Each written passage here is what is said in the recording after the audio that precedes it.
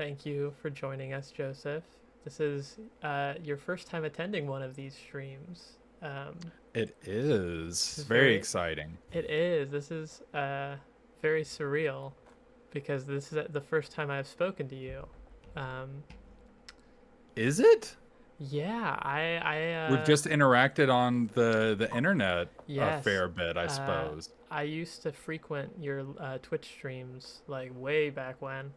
I have a very vivid memory of you streaming the night they revealed Cloud for Smash Brothers 4, and I told you in chat, and you said, "You're full of shit," and then muted me. uh, that that does sound on brand for me. but today, obviously, we are gathered here. Oop, I did the wrong thing. That's Oh my my that's god. my soundboard. Uh, we are gathered here today to one, raise money for the Slender for Gender fundraiser charity that they got going on right now. The link is down under the stream still. We have the lead. We just have to keep it secure, I think. Yeah. And do you mind? I wrote a little plug for the charity events to give people a little bit better idea of what Trans Lifeline is. Is that Go. okay? Oh, of course. Go for it. Yeah, so this is I when I say right, I mean I ripped it from their website just so you guys have a little bit of an idea because I know not everybody is super aware um, about the fundraiser that's going on. So Slender for Gender is doing a awesome fundraising poll to see which Slenderman adjacent character is the most powerful. Obviously, it's us, but all of the proceeds are going to Trans Lifeline. So Trans Lifeline is a grassroots hotline and microgrants 501c3 nonprofit organization that offers emotional and financial support to trans people in crisis for the trans community by the trans community. Trans Lifeline advocates on behalf of trans people and works to build a resilient trans community through direct services designed, provided, and coordinated by trans peers.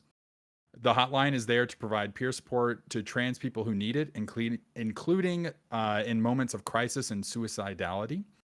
The microgrants program provides low barrier grants to trans people in need of legal name changes and updated IDs, as well as specialized support for trans people who are incarcerated or detained. To learn more about Trans Lifeline and the services that they provide, as well as ways you can help, visit their website at translifeline.org. And of course, the donation you have so gracefully linked below the stream, you can click on that. Any bit helps. Just be sure to vote for the operator. All love to Everyman Hybrid, but it's the operator's birthday, so we can't lose. You can't And deprive a birthday boy. that's right. And thank you so much to everybody that has donated. Fundraising for marginalized communities is something that I care about a whole lot. I don't know how many of you were here for my May 17th stream a couple years back, raising money for the Trevor Project. Uh, I unfortunately haven't gotten to do a whole lot of that recently, just with how my schedule is. Also, in solidarity to you, I have my Discord notifications on. Uh, but yeah, so when I found out about this, I was really excited, super excited to be here, answer all of your terrible questions, and got my little man's in our shot as Hell well. yeah. My masky and hoodie are still on the floor from earlier. Uh, Where they belong. The good one is elevated. well, again, thank you for joining us. I I'm very excited that they're doing this charity this year. I was talking to the moderator Mia the other day about trying to figure something out for next year, and then Slender for Gender happened this year, and I was like, Yeah. perfect. That works out perfectly. I do want to clarify. People have been complaining about the Discord pings in chat. I muted them. Joseph told me to unmute them, so That is true. you can direct all of your vitriol to him. Um, well, without further ado, I do have some questions here on the little Google form results here. Uh, Let's do it. just gonna Control F Joseph here. Perfect. Uh, this is a fun one to start with. So, like I was saying to Jackie, we have a ton of new people here this year. I don't quite know where they're all coming from, but I'm here for it. So there's going to be a lot of like basic questions that you've been asked a million billion times, but I haven't been asked many questions in a while, my friend. I haven't streamed in a while, and I haven't been into any events, so I am well, more than happy to answer any and all. perfect. This first one here is from Frankie, and they ask, were there any scenes during Marble Hornets that you absolutely hated filming, and also what were your favorites to film? Oh my God, yes.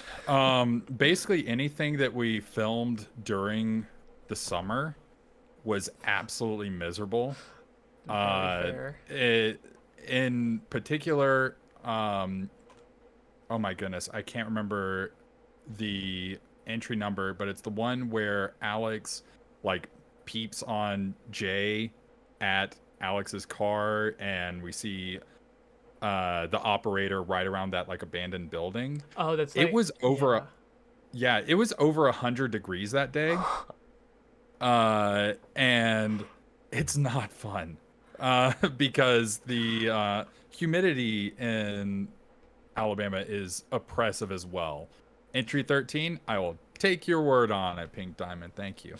Uh, Also, entry number 6, which is one of my favorite of all time, that one shot of the operator going across the door took almost 50 takes, and then we ended up using one of the first ones. That's just how it goes. And then it became the Um, "Gimme $20" meme. it sure did. Real Uh, old heads know that one. yeah.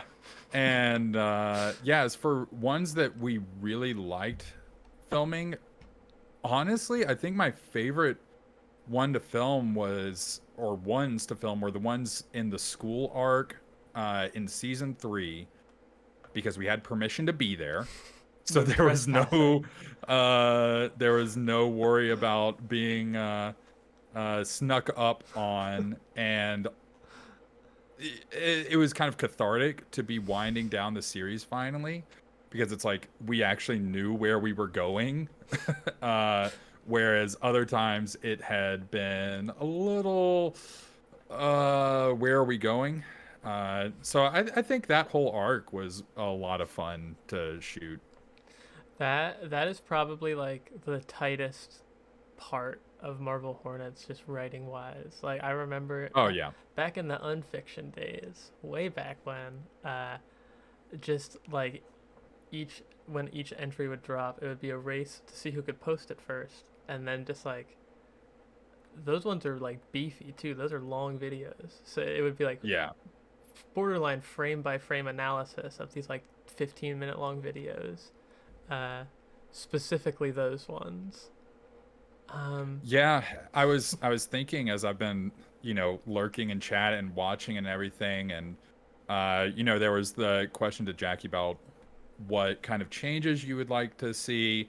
Uh and honestly, I think the change that I would have had is just us, maybe not necessarily a completely devoted like script doctor, but just like taking a little more time to tighten up some stuff, because I think the times that we did take that little extra time to figure out what we were doing in that moment and where it was leading to, uh, you can tell. The hotel arc, and then the very end of season 3, I think both of those are our best arcs in the series, and I think it's entirely because of that time and care we put into that. yeah, I like the the hotel part of season 2 is definitely my favorite half of like favorite chunk of that season. Uh, Mm. I yeah, I feel like I would those make Jessica meaner to Jay though. dunk on his Both ass. because it's funny, and two, like, oh my god, retrospectively he is such a little creep during that Oh my arc. god, yeah. Uh, doing the Vine booms earlier, Mm. every time Jessica would be dunking on him. felt like those were the most appropriate thus far in the stream. Oh yeah. Um, this one, another question from Noelle here, and she asks, did you have any specific approaches to creating your characters' personalities? Like, how did you get into character, or how did you come to become Alex Kralie? Yeah, so it was pretty difficult early on because I am not an actor by any stretch of the imagination. I have no training. I didn't do theater in high school. Like, I was just kind of there. That's how I got into Marble Hornets in the first place. For those of you that don't know the deep cut lore of Marble Hornets, it all started with Troy just calling me up in 2009 because he was home for the summer, and we had gone to middle and high school together. We were close friends, and he knew I was working in town, and he's like, "Hey, do you want to make this thing for me?" I was like, "Yeah, sure." So we sat down there for 9 hours, wrote out the entire first season, and then it's like, well, who's gonna play this? It's like, well, it's just us. So Jay and Alex right there. Tim wasn't even part of season one initially. He was written in later. Um, so we I felt very out of my depth throughout all of season one because I'm like, I don't know how to really get into this headspace without it being just a caricature of the pretentious film student. I think by season three I was a little bit more comfortable in front of the camera, and I think you can tell. And then I think that's when I honestly just kind of started saying the things to Jay that Joseph would want to say to Jay. And that's where Alex being so sassy comes from later in the season. Because I was just like, somebody needs to say this. So I didn't really have a method to get into character. It was more about just like getting a little bit more comfortable in the front of the camera and as the series went on. And I think anytime I could just do quips was probably my favorite part of acting because the I had to walk away during the spooky story time in the woods. That I had not found my footing yet in front of the camera. I Yeah, so that J line of like, is that why we're out here to look at trees and tell spooky ghost stories? yeah, Uh, that's well deserved there. that's Sorry, Alex, you posted cringe. I don't know what the goal was there, but it was not hitting. he posted cringe. Get his ass. Yeah. This this question comes from Avery, and they ask, what were the hardest scenes for you guys to get right? Like, what was the one that probably went through the most revisioning? So, some of you may not know this, but we actually refilmed an entire entry once. And it was actually what was going to be, if I'm remembering this correctly, so the entry where Tim decks Jay, that's season 3. Yep. That originally was filmed during the day. I think it was this one. Oh my god, I'm gonna look like such an absolute fool if I'm wrong. Actually, just nobody asked Troy about it, and then I can never be proved wrong. So Tim and Troy had filmed it because I wasn't in it and I was in school at the time, so they just filmed it. But we would always watch the final edit before we posted, so we could all sign off. And they were both good with it, and I was like, no, you have got to reshoot this. And it was like 2 hours in the bedroom, just like they're sitting at the desk with the final thing ready to upload. I'm sitting on the bed just being like, do not do that. Do not do that. We will be the laughing stock of the internet. It was just, the timing was a little bit off and the writing wasn't 100% there. So finally I convinced them, let's redo this. So we rewrote the whole thing right there. We went out and shot it, and it ended up being a really strong entry. So I would say that has got to take the cake for the hardest one to film because it got scrapped entirely in terms of just like pure difficulty filming, probably the tunnel entries. The like Just deep because underground. it was so difficult to move around there. It was very claustrophobic. Not a whole lot of fun, those entries. See, those ones, like, I think different entries are scary in very different ways, and that one I would probably call the scariest, but not in the like normal Marble Hornets way. It's just like so claustrophobic. Yeah, it's got a little bit. I don't know. I say this as somebody that hates horror. I know, but it feels almost the most traditional like scary movie, not like slasher monster of the week kind of thing, but just like, wow, that's a really scary scene. It feels very traditional to me. Those entries in the tunnels. Yeah, those. I remember you guys telling a story on the podcast that like people tried to start pulling out the pipes while you guys were like under there, and Not everything's try, did, my friend. Uh, we were under there. The uh the pipes around us start shaking. We can hear them out there, and we just start whispering, and we're just like, "Oh my god!" Because guys, I don't know how much you know about the rural deep south, but there's only one type of person that steals copper out of abandoned buildings walls, and it's typically not somebody you want to surprise. So we were just like whispering, like, "What do we do? What do we do?" It's like, just shut up, shut up.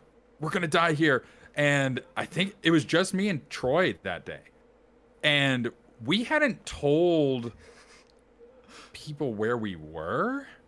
Like Tim knew we were filming, but he didn't know like there's nothing he would have been able to do. Uh so there was a part of us that were like, we might die.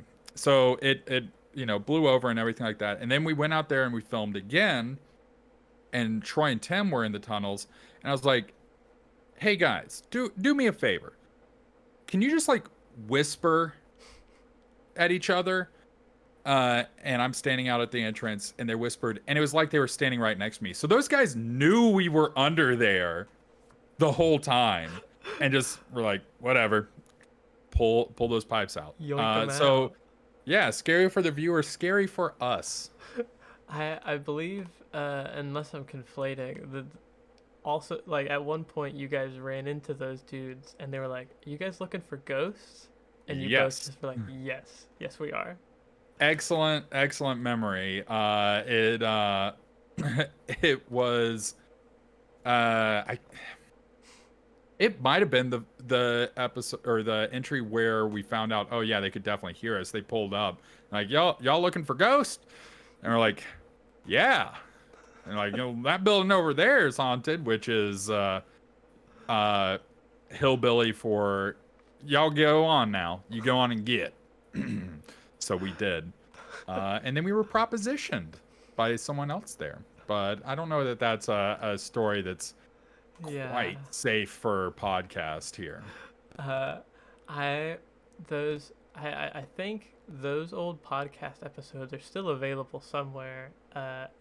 For newer fans that aren't aware, there's a there was a Thack Marble Hornets podcast forever ago. So if you want to hear more great random stories like that, I know those episodes are out there somewhere. Um, I have one. This one wasn't technically sent in by a viewer, but it was a question we asked Jackie and Troy last year, and it was very polarizing. Oh, Who would? spicy. Yeah, this one might upset some people, but who would you say in Marble Hornets is Shadow the Hedgehog? Ooh.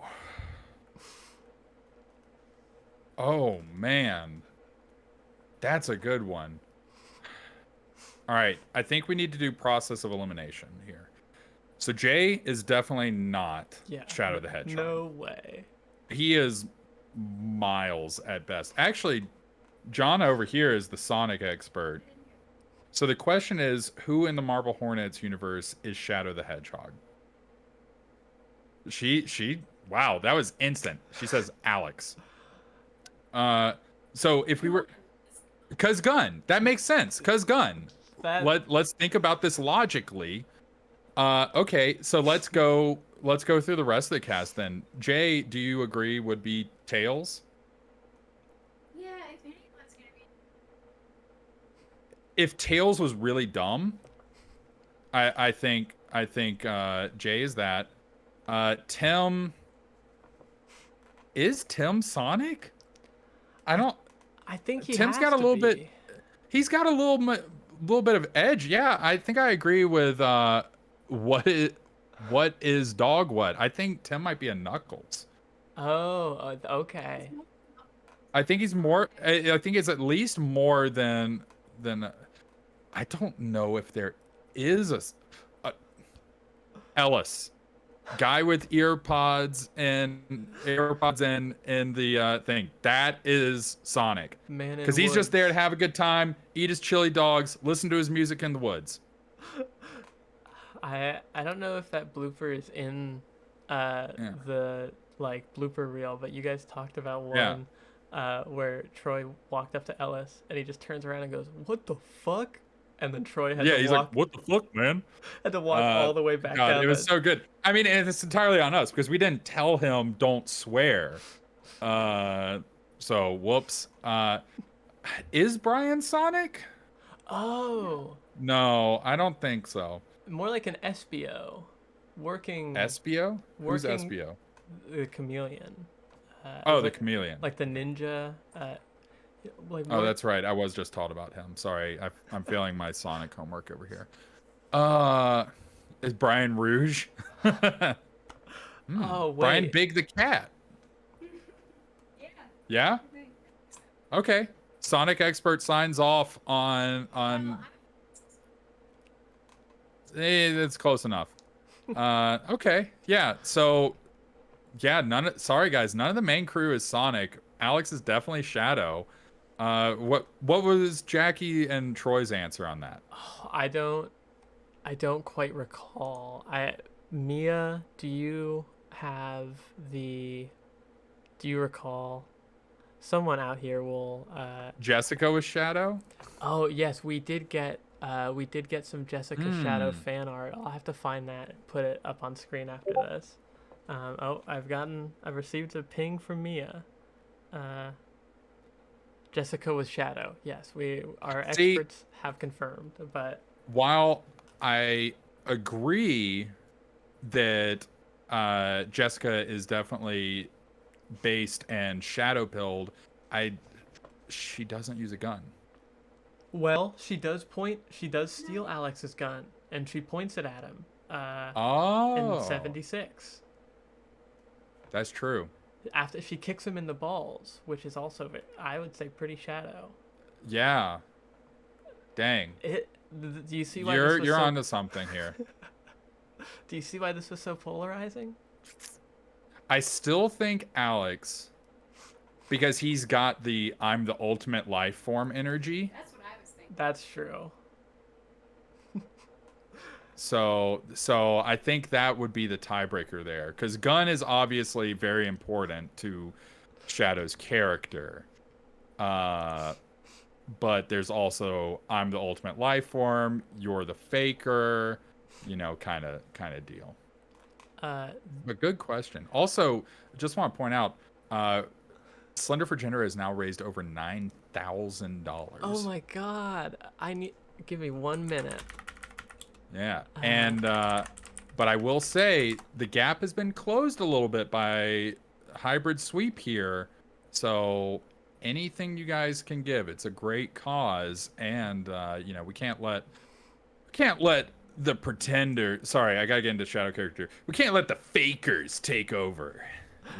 I have a little image of Jackie with the operator with a birthday hat in the corner to remind people. It's the operator's birthday. Guys, we have to. We can't let him down. I do have the mandatory. You won't be able to hear this, Joseph, but It's over 9,000! had to play the over 9,000. It was a dark compulsion within me. Yeah. I will say there are 3.5 hours left on this. can we get up to 10,000? We Like, I'm just saying. we have this stream will go If everybody in longer. chat could give $3, we'd hit it like that. Just saying. This is why we need to get hashtag Hornetversary trending. We need to get people clicking on and donating. We need to solidify the gap. Yeah. I have an anonymous question here, asking if you could play a different character in Marvel Hornets, who would you pick and why?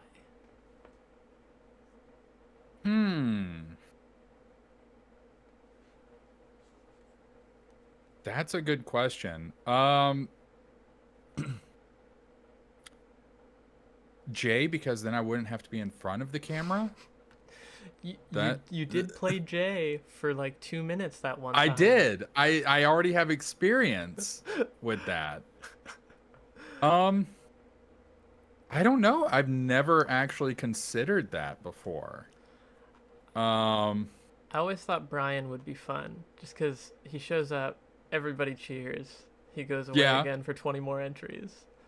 I just feel like I don't have the light behind my eyes that Brian does. I don't know that it would have the same effect. That award-winning smile. Yeah, my goodness. I don't know. I think I know this wasn't the question, but I think if I had to play someone else, I would like to still be Alex, but maybe we just flip the script a little bit, like a little alternate universe kind of deal. Because I grew to really like the character. I like it is very interesting watching Alex, because even though he is arguably not the like main character, he has the most substantial growth throughout the series. Like watching the season 1 goofy emo hair Alex compared to like how he is by the end is just like a very fascinating character study. I always enjoyed like the drifter, like lurking around hospital era. That I think that might be one of my favorite entries, where you just get followed around a hospital the whole time, because I very distinctly, I think that may have been the entry that started the Butts of Marvel Hornets Tumblr account. But someone will correct me on this. But that's another deep cut for the true Marvel Hornets OGs in the audience. So we reshoot Marvel Hornets, but the only thing different is we do about 200 squats a day for like a year leading up to filming. So we are just caked the fuck up. I think with enough crowdfunding and pooling of resources, this can happen. I have another Twitch chat question here from Morgan. This may not. Okay. This is more of a post-production-y question, so if this isn't your wheelhouse, let me know. But other than the melon foley, where you slapped your melon son in a sink, was all of the sound like done on location, or was there any like post-production-y sound design? I know Morgan is a big audio head. So most of the sounds were, if I'm remembering correctly, were things that we actually did. It's just that they got run through so many iterations of being broken in Vegas by Troy that they had their own unique thing. So we had some like more practical effects. You know, we had the melon and the failed attempt at the melon. And like Troy actually got a live gun shot, so that's not just some dumb bought sound. You'd really have to ask Troy though more about the audio, because that was definitely like his tinker toy in the post. Yeah, doggy is actually right next to me, guys, don't worry, she's still here. I didn't even realize I was pulling up the next question. Did I miss a dog appearance? Well, she's been behind me the entire time on the futon Oh that shit. has a blanket of two frogs holding hands on top of a mushroom. Oh hell yes. I was so There she transfixed. goes. I was so transfixed on the plushies. I didn't even. She loves her frogs. Um, this question is from Boink, and my moderator Mia marked it very important. Okay. Does Alex Kralie listen to Nightcore? Hmm. Uh, There was also, does Alex Kralie listen to ska?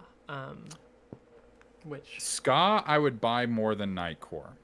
interesting. Specifically because I think that he would be very snobby about Nightcore and how it's not real music. Whereas ska, you have live instruments there. So I think he would appreciate that more. I definitely see him as like a Sufjan Stevens listener, very like highbrow indie stuff. Not because he actually likes it or understands it, but because he thinks that's what smart people listen to and creative people listen to. That's very fair. Would you say, did Alex play any instruments? Obviously, you are a trumpet connoisseur. But Oh, am I? Did you notice those props? I mean, instruments that I have behind me there. Uh, no, we. I don't think Alex would have the patience to learn an instrument, honestly. I there's the guess what's battery powered moment, but he's just playing yeah, like a loop. He's not even like. yeah. Oh man, if he hadn't been, going through it, he would definitely have been all about the like looping. Like Oh that yeah, that would have been his way of like contributing to musical society. DJ Alex Kralie. Yeah. Hell yes, I would be. Uh, we have one here from Twitch chat. Willow, what would Alex's letterboxed top 4 be? Let's see. Citizen Kane. Just like list all of the Yeah, it would honestly I'm tempted to just say Fight Club, Boondock Saints, Citizen Kane, and The Dark Knight. Reservoir And Dogs. and he's never actually seen Citizen Kane, you know? That is probably the most accurate reading. I Because the thing about Alex, I always viewed, and I know we've said this before, because he's kind of a joke, right, when it comes to film stuff. But I think there's an earnestness about him.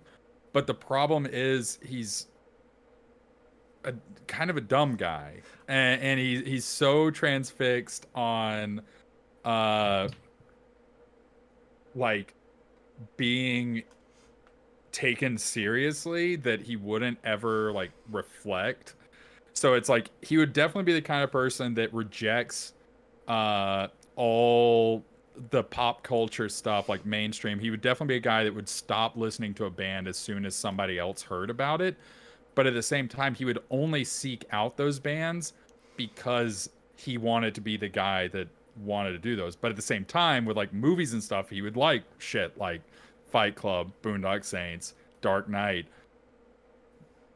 But it because he would never reflect on the fact that it's only the surface level that he appreciates those, and the surface level it's speaking to is just like the most basic college guy in the world. I like I he definitely is, like you said, a joke, but there is such a I think he does believe that he is like an auteur, that he will Yeah. make the next great American film. I do think that if nothing bad had happened and Alex had just gone in his life, he would have eventually had character growth and like woken up at some point. Because he kind of does in the series. It's just he's not talking about film anymore. He's just like, I've survived this long by realizing what I needed to do. Like, so that requires some level of planning, forethought, self-reflection. So it's like his faults as a filmmaker never were really personal faults. He was just cheesy. I have a question that you've been asked before by Jennard and Keith, but I don't think I can legally say it with children in the audience. Yeah, the answer is yes. Obviously, we all know the answer. If you know, you know. Someone named Alex, spelled with an I, he asked, how did the fire Alex lit in Entry 85 look so realistic? Now, most don't know this, but you guys really burnt down the house. Yes. So literally, it is real fire. So serious answer. The fire you see Alex light, that is real. That is lighter fluid on concrete. We had people next to it with damp towels and stuff like that, and it didn't light immediately, so it got a little bit bigger fireball than I expected. That's why you see Alex kind of jump back. It got a little singed. As for viewing it from the outside, when you're looking through the curtain windows, what that was, orange light, you get some cloth or something like that, and you wave it in front of it, and it creates the random pattern of like flames that you can't see. So there you go. Who needs one of those $500 like fake flicker? They sell those fire lights for movies and stuff. Just use a lamp and a towel. I mean, if you look at the mechanics behind the kind of cheaper ones, a lot of times you see it's just like a fluorescent bulb, and then they have like orange cloth around it that is being flapped around by a little fan. So it's the same concept, just a brighter light. We'll be wrapping up here shortly. I just have a couple more rapid fire questions here. This one's from Twitch chat. Awful Wings asks, what do you think Alex Kralie's Subway order would be? Oh, I'm gonna really have to get in character because I do not care for Subway at all. It's very like broke college student core though. I know how to answer this. Let me look up WWE Subway or the Subway WWE experience. I just rediscovered that Twitter account the other day and was like retweeting them. They haven't tweeted in years, and it's still one of my favorite Twitter accounts. So the top one, I'll go with this one: chicken and bacon ranch footlong. Let me pull up the Subway. I gotta get at least one of these up to show you. WWE experience.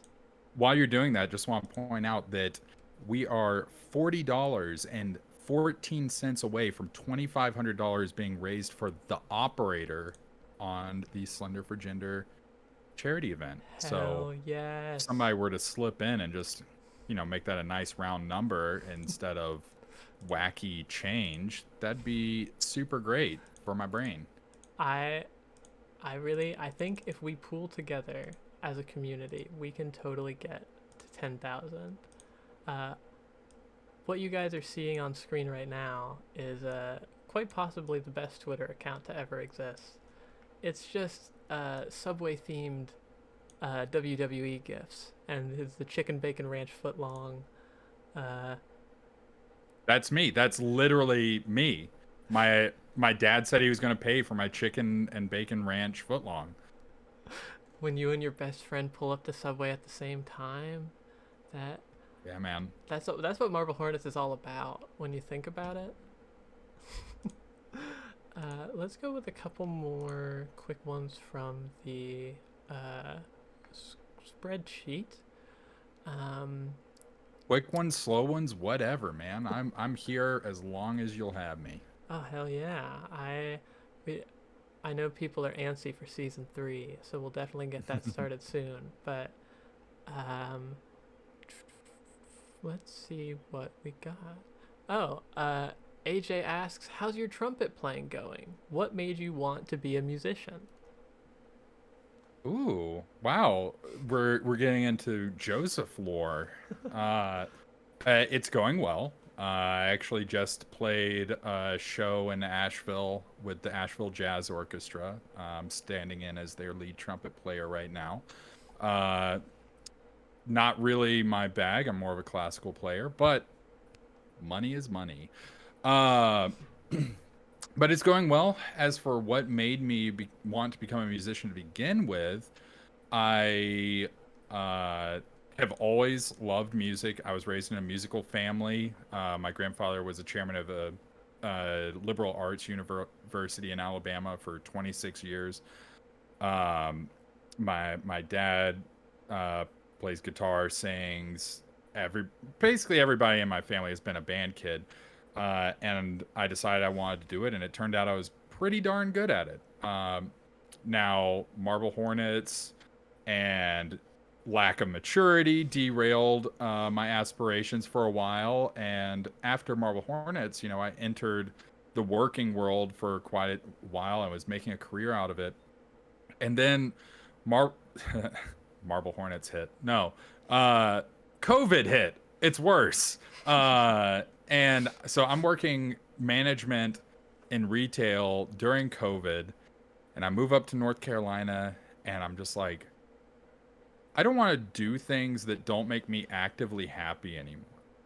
And working retail management definitely doesn't make me happy. I was searching for a sense of fulfillment that I wasn't able to get because of how much I was working, and previously had gotten from music or doing Marble Hornets. I'm a very, like, I'm miserable if I don't have that creative outlet.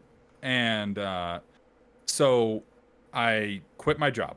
It was, I think, Valentine's Day, actually. And I just walked into the living room where my partner Jonna was, and I was like, I don't think I want to go to work.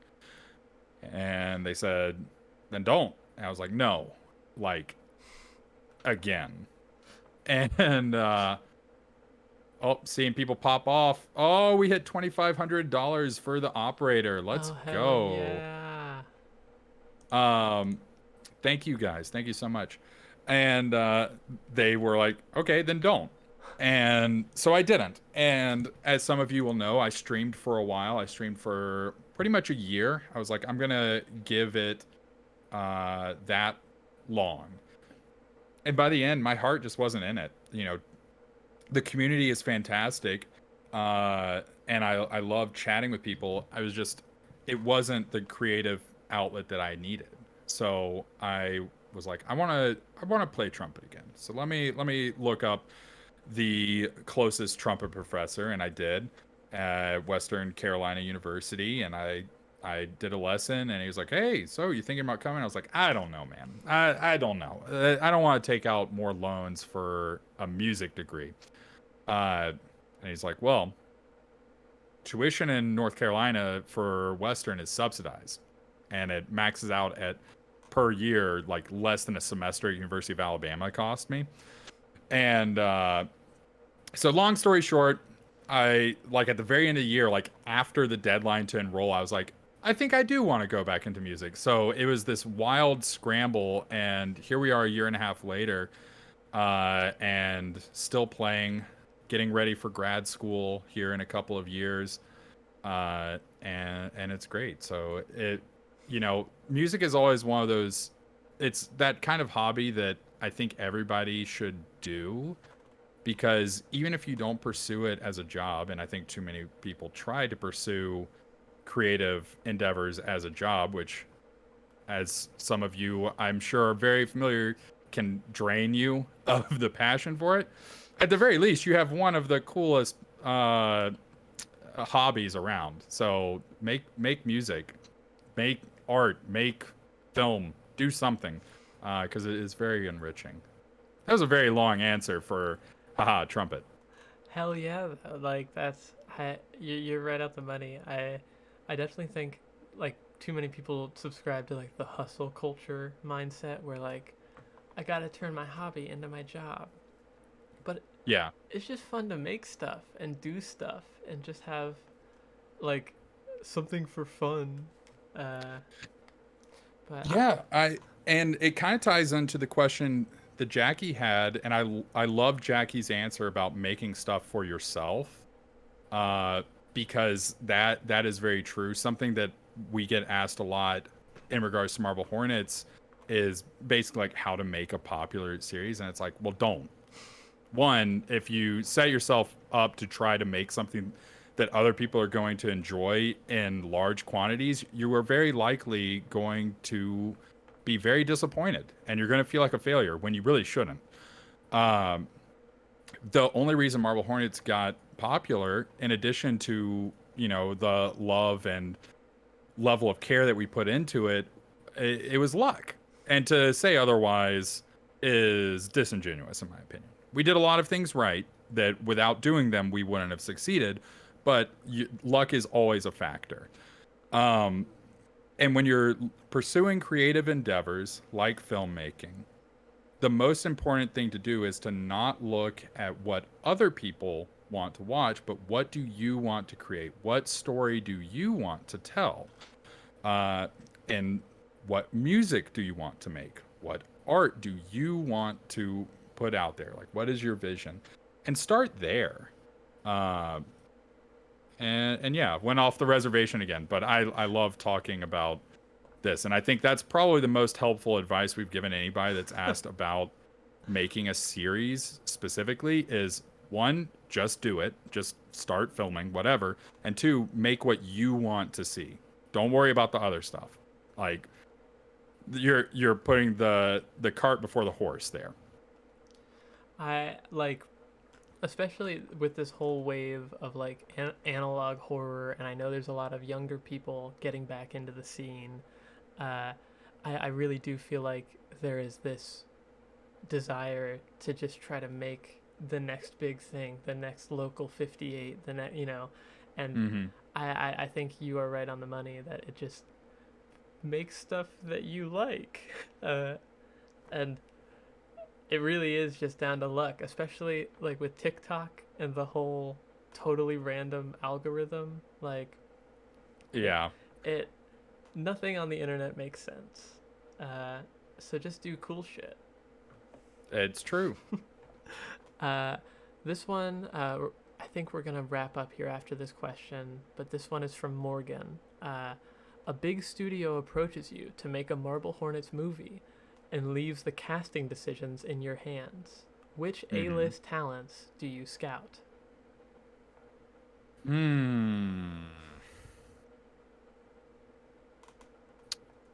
So, since we had the movie made that was inspired by Marble Hornets, I have unfortunately or fortunately some experience with this. We weren't consulted on the casting, but they went the whole, we're gonna get a bunch of unknowns to play these characters, and then they also didn't like market it and stuff. So it was like, oh well, you kind of dropped the ball there. Like Jackie, I also don't know actors' names. Like literally actors that I've seen dozens of times. Jonna will say, "Oh, they're in this new thing." I was like, "Who's that?" And so, Doug Jones keeps his role as the operator, Hell yeah. obviously. I see Paul Dano a lot. For me, The swoopy hair, I think, like the Riddler look, really gives him Yeah. that season 1 Alex vibe. yeah, not to be the Joker guy, but he was so good in that movie. Oh yeah. So I can definitely get behind getting some Paul Dano in there. I'm trying to think Chris of Pratt, Tim Wright. I feel like it would be abysmal, but I feel like if a Hollywood movie were to be made and Chris Pratt is not in it, it would. Did you see the Mario movie? I did. What'd you think? It was cute. I got over the Chris Pratt voice a couple minutes in. He was not the worst voice in that for me. Yeah, no, I Honestly, them putting the Toad's voice actor, uh my webcam has just Keegan Michael Key. So putting his voice through a filter was like a war crime. It's like he can already do the screamy voice. Let him do that. God, you are glitching out hard. I'm trying my hardest here. Nope. uh but yeah, I heard that they told Anya Taylor-Joy to not do a squeaky princess voice, and I was like, why? It's a fucking cartoon, dude. Um so I don't know. Yeah, just toss the Seth Rogen as Alex. Duh. The laugh, you can't get it. You can't do better than that. If Fred Armisen as Tim. I'm just going through the Mario thing here. So I guess Anya Taylor-Joy gets to be Jessica. Uh, you know what? Jack Black is Jay. Why not? Jack Black is Jay because he's gonna put his whole bussy into it. I don't know if I even have Kyle on here anymore, so I'm just gonna keep talking. did my mic go away? Oh, there we go. I can hear you. Sorry, don't know what's going on here. I agree with all of these castings. The idea of like entry 80, Jay hears Seth Rogen laugh, and turns around, and then just gets Oh shot. no, I have a better idea. The entire cast of BTS Just as everybody. as everybody, we get all the stands. Oh my god, it would make $1 billion on opening day. $1 billion. It would. I feel like I don't know how many people are actually aware of the always watching a Marble Hornets story, just because of how many newer fans there are. I still always will think that the original name of the operator was cooler. Do you remember at all why the name got changed? This is just me asking. This isn't even a chat question. Wait, did they change it in Always Watching? It like when it was announced, it was originally called the Operator, because like that's what it released as in Russia. The title Yeah, was yeah. The Operator. Sorry, yeah. Gotcha.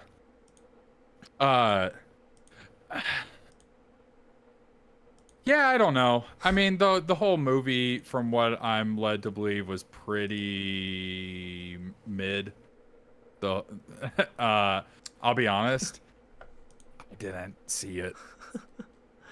I don't like scary stuff, and even if it's not a good scary movie and isn't scary, I'm still not gonna take my chance. So yeah, I've never seen it. Real ones remember Wednesday Wednesday, way back when you would stream horror games. Yeah. Hey, Yeah. how's it going? I don't like it. I'm back now, and I'm no longer blue. Wow. But I think Jack Black Jay would be pretty perfect. Like, just the idea, the whole like Jay and Alex parking lot kerfuffle where your keys get stolen. Oh my god. That, but Jack Black. That would be great. Just kind of like sing talking. Yeah. I got your keys. Yeah, that'd be good. That would be. I don't know who out there could make this happen, but surely how many people are even in the audience at this point? I haven't checked in like a minute. 376 lovely marble fans. Marblers.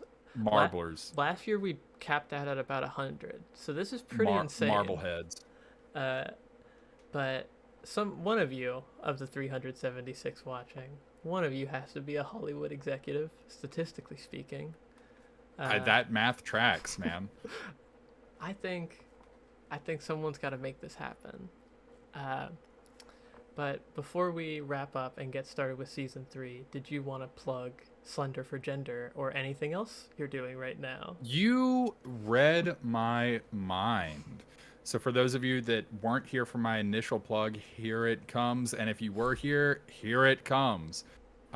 So as many of you are aware, we are doing, I am not affiliated with it. Some excellent Slender fans are responsible for all of this, and all credit goes to them. I am merely a conduit to elicit more donations. But they are doing a campaign called Slender for Gender. It is a fundraising poll to see who is the most slender man. So right now we are in the final round between Something Awful Slender Man, Marble Hornets the Operator, yeah, Everyman Hybrid Stick in the Mud, and Dark Harvest Tall Man. So There's only one true winner here. There can only be one slimmest man. Now, all the money is going to Trans Lifeline. Now, Trans Lifeline, what is that, you might ask? Well, I'm going to tell you directly from their website. Trans Lifeline is a grassroots hotline and microgrants 501c3 nonprofit organization offering direct emotional and financial support to trans people in crisis, for the trans community, by the trans community. Trans Lifeline advocates on behalf of trans people and works to build a resilient trans community through direct services designed, provided, and coordinated by trans peers. The hotline is there to provide peer support to trans people who need it, including in moments of crisis and suicidality. The Microgrants program provides low-barrier grants to trans people in need of legal name changes and updated IDs, as well as specialized support for trans people who are incarcerated or detained. To learn more about Trans Lifeline and the services that they provide, as well as ways that you can help, visit their website at translifeline.org. And as you guys can see, Slender Man, old and busted. Operator, new hotness from 14 years ago. We're in the lead, but we can do more. We're so close to $10,000 and just under 3 hours left in the campaign. So if everybody were to give at this point $2, we would hit 10,000 instantly. Oh my goodness. And somebody just dropped a big number for Everyman Hybrid. Oh, let me pull this up. Yeah. Yeah. It is now at almost 9,500, but Marble Hornets lead is less than $400 now. We gotta get on there. Any amount you can give is much appreciated. And regardless of the winner, the funds are going to a wonderful cause. But you can't let the operator lose on its birthday. It's its birthday. You can't do that. Just a birthday guy. Just a little birthday boy. People were going insane just thinking of birthdays. The entry 37, the SpongeBob kid. Yeah. People... I showed the alternate entry 37 last year on stream, I think. But we're going to skip that this year. So stay tuned for next year, I guess. But yeah, that donate button is right below the stream. It's the big purple one that says donate on it. You just click it and it takes you. Get those numbers up. I think, like, when we did the Masky plushie live counter thing, I think we crushed that before the stream ended. Hell yeah. So I think if we can get to 10,000, that would be pretty cool. That would be great. But thank you so much, Joseph, for your time and visiting our stream. Hopefully you can stop by again next year for the annual podcast. Hell yeah, I'd love to. But I hope you'll be kicking it in chat for the rest of the stream, if you're able. But I'll definitely have it on while I continue to help the Moogles of the Churning Mist. Hell yes. Well, thank you so much. I think it's time. I'm going to show the Blu-ray Easter eggs now, and then we're going to get into Season 3. So, yeah, thank you so much for having me. Thank you, everybody, for watching. and all your support over the years. And damn, somebody just dropped big bills for Marble Hornets again. Let's go. What is dog what? Sorry, I'll get off the camera now, but thank you everybody for your donations. Keep them coming. 10,000 easy. Don't forget to like and subscribe. Smash that button. Hit the bell. Well, thank you very much, Joseph. I think it's high time we watch some Blu-ray special features. So, Do it. see ya. Bye.